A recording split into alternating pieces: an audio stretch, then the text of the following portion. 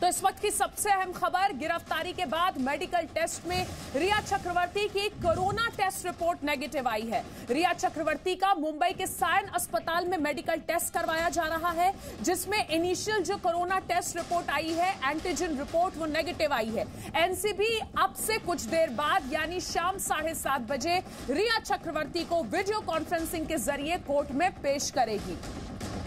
तो रिया चक्रवर्ती की आज दोपहर 3:25 पर गिरफ्तारी और अब मेडिकल टेस्ट के बाद कोर्ट में वीडियो कॉन्फ्रेंसिंग के जरिए शाम 7:30 बजे होगी पेशी।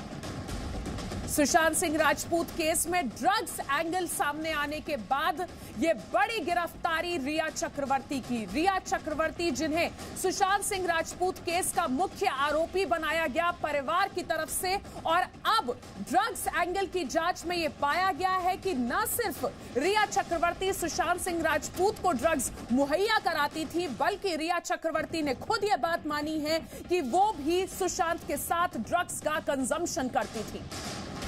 यही नहीं, रिया चक्रवर्ती और उनके भाई शोभिक चक्रवर्ती से हुई एनसीबी की पूछताछ में जो जानकारी जी न्यूज को मिली है, उसके मुताबिक 25 बड़े स्टार्स ऐसे हैं जिनको कि 3 कैटेगरीज में डिवाइड किया गया है, ए, बी और सी, जो कि ड्रग्स कार्टेल में शामिल हैं, और इन स्टार्स को वेरिफिकेशन के बाद समन भी भेजा जा सकता है। तो एनसीबी की जांच में यह बात सामने आई है कि रिया जिस पेडलर से ड्रग्स मंगवाती थी वो डार्क नेट का इस्तेमाल करता था। ऐसे में आपके लिए ड्रग्स के इस पाताल लोक की पड़ताल भी बेहद जरूरी है। यह जानना जरूरी है कि किस तरीके से चलता है ड्रग्स का यह धंधा।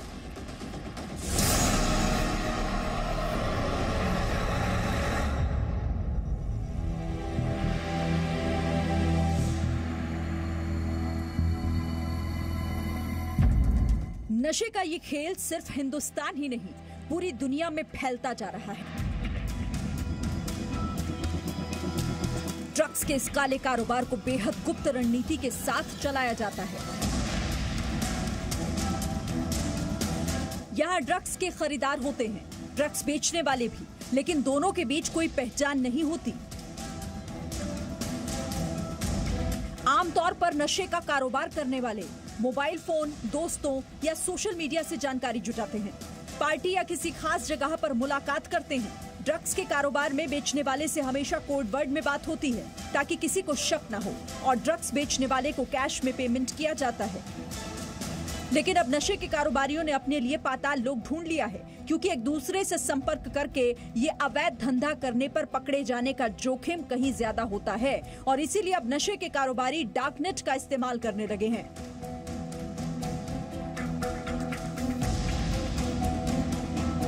जो पुलिस है, लॉ एनफोर्समेंट एजेंसीज हैं, वो इस रूट के माध्यम से उन मुलजिमों तक नहीं पहुंच पाते, और यही कारणवश है कि आज किसी भी डार्कनेट पर अगर कोई क्राइम हो रहा हो तो उस क्राइम को करने वाले मुलजिम को आप नहीं पकड़ सकते, क्योंकि उसमें जो आर्किटेक्चर बना हुआ है ब्राउजर का, अनियन राउटर ब्राउजर का, वो इस तरीके से बनाया गया है कि जो सर्विस प्रोवाइडर कहता है कि साहब मेरे पास क्षमता ही मौजूद नहीं है जिसके माध्यम से मैं आपको बता सकूं कि ये गतिविधि किस एक्टर ने या किसी व्यक्ति विशेष ने करी है। आजकल नए तरीकों से बिकता है ड्रग्स। डार्कनेट के जरिए ड्रग्स को बेचा जाता है, कोड नेम में बेचे जाते हैं ड्रग्स। देखिए, डार्क वेब पर ऐसी हजारों वेबसाइट्स हैं जहां पर आपको ड्रग्स, इलीगल जितने भी सब्सटेंसेस होते हैं, स्टिमुलेंट्स होते हैं, एनवायरनमेंट्स होते हैं, सपोजिटरीज होती हैं, बाथ मिल्स होते हैं, कैनाबीज होती हैं, सारी वहां पर मिलते हैं, और ये बिटकॉइंस में इनके पेमेंट्स होते हैं।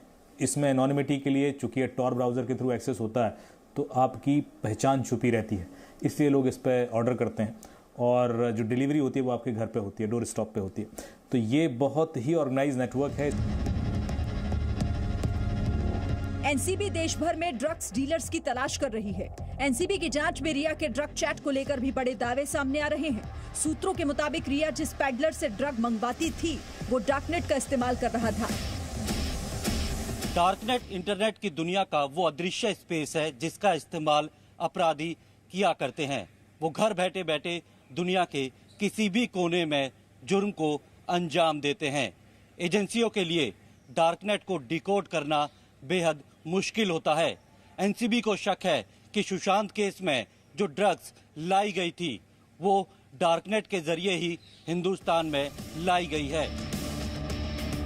वर्ल्ड ड्रग रिपोर्ट के मुताबिक दुनिया भर में डार्कनेट पर होने वाले तमाम अपराधों में 63% क्राइम केवल ड्रग्स की खरीद फरोख्त से जुड़े हैं और सबसे ज्यादा देश का युवा डार्कनेट का इस्तेमाल कर रहा है, जो आसानी से इंटरनेट पर ट्राउट ब्राउजर डाउनलोड कर डार्कनेट पर अकाउंट बनाकर उसे गैर कानूनी तरीके से कमाई का जरिया बना रहा है।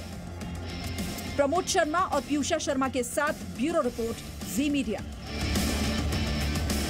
तो एनसीबी द्वारा रिया चक्रवर्ती की गिरफ्तारी के साथ ही सुशांत सिंह राजपूत केस में 86 दिन बाद एक निर्णायक मंगलवार आया है। आपको अपनी टीवी स्क्रीन पर एक टाइमलाइन दिख रही है।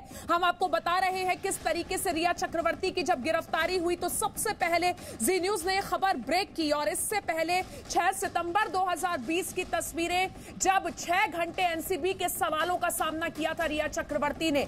उसके बाद 8 घंटे की जो पूछताछ रही, उससे पहले 31 अगस्त 2020 की उसकी तस्वीरें भी आप देख रहे हैं। हम आपको हर डेट के हिसाब से दिखा रहे हैं कि किस तरीके से अलग अलग जांच एजेंसियों ने रिया चक्रवर्ती से पूछताछ की, जिसमें ईडी, सीबीआई और एनसीबी शामिल हैं। और अब एनसीबी ने 20 घंटे की पूछताछ जो 3 दिन चली, उसके बाद रिया चक्रवर्ती को गिरफ्तार किया है।